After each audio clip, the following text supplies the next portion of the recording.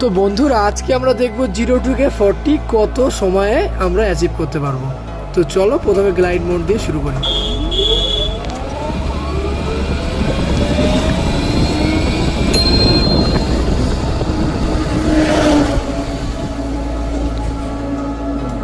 বন্ধ করে আমরা তো এবারে আমরা দেখব কমব্যাট মোড 0 থেকে 40।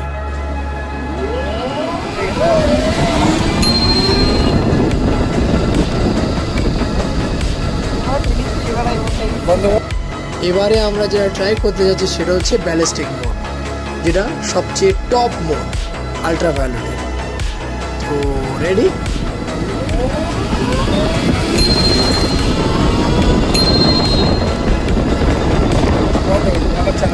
Finally the results.